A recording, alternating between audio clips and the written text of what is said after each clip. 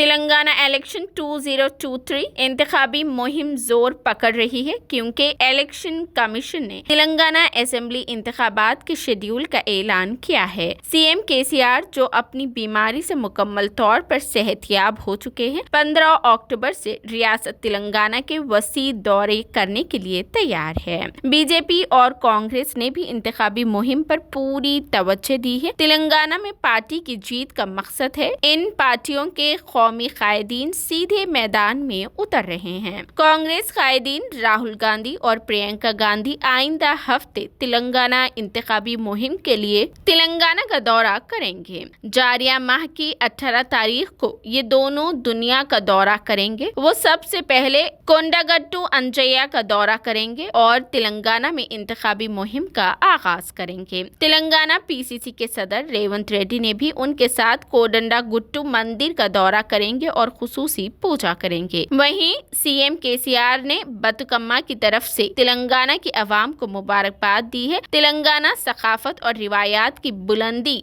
बतुकम्मा त्योहार दुनिया भर में मनाया जाता है।